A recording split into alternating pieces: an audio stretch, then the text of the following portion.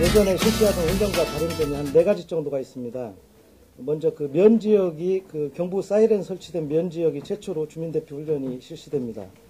그리고 군과 경찰이 그동안은 협조 관계에서 교통통제 역할을 했는데 이번 훈련부터는 작전 계획이나 치안 계획에 의해서 자기들의 임무에 따른 그 역할을 수행하게 됩니다. 그리고 서해 5도하고 접경 지역은 면장 직권 대피 훈련을 실시합니다. 아울러 그 특별 재난 지역으로 선포된 26개 시군구는 훈련에서 제외되고 세계 육상 선수권 대회가 개최되는 대구광역시도 제외가 됩니다. 그동안 민방위 훈련은 의비상 도시 지역을 중심으로 실시하였는데 이번 훈련부터는 사상 최초로 사이렌이 설치된 면 지역까지 훈련 지역이 확대됩니다. 도시 기능을 갖추고 인구가 밀집한 면 지역에도 사이렌을 설치 운영하고 있는데 그동안에는 그 제외를 했었습니다. 근데 다만 지난 훈련부터 면 지역에서 우리도 그 훈련을 실시하게 해달라.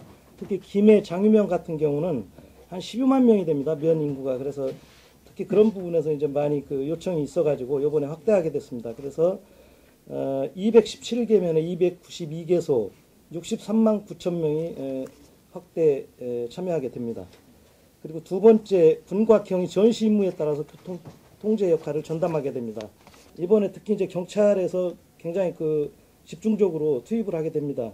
그래서 각급 단위별로 교통 통제 계획을 수립을 해가지고 군 작전로라든지 행정로, 간선도로, 기타 도로 등에 대해서 통제소를 설치해가지고 통제를 하게 됩니다.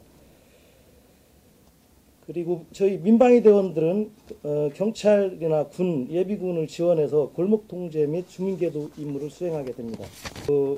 훈련 공습경보가 발령되면 민방위 대원이나 그 통제요원의 요도에 따라서 지하 대피소나 안전한 곳으로 대피하면 됩니다.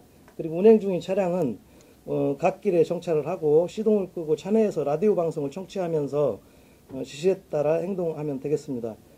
다만 그 을지연습에 참가하고 있는 상황실 근무자는 그 자체가 훈련이기 때문에 대피하지 않는 걸로 방침을 정했습니다. 그리고 마지막으로 그 국제대회 그 성공 개최와 신속한 재난 피해 복구를 위해서 대구 광역시하고 수해 피해가 극심한 26개 시군은 이번 훈련에서 제외가 됩니다. 다만 그 제외 지역 중에서도 연천군하고 화천군은 그 행안부에서 그 훈련 경비를 지원을 했습니다. 그래서 이 부분은 제한적으로 실시를 하는 걸로 최종적으로 결정이 됐습니다. 경북 울진군에서 실시가 됩니다. 이 지역은 별도로 재난경보를 울리게 됩니다. 다른 지역은 공습경보인데 이 지역은 재난경보로 합니다.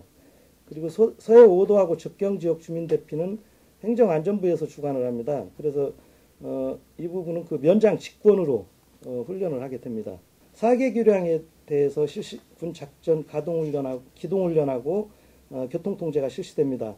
한남대교, 성수대교, 동호대교, 반포대교에서 60명이 통제를 하고 그 기동훈련이 실시가 됩니다.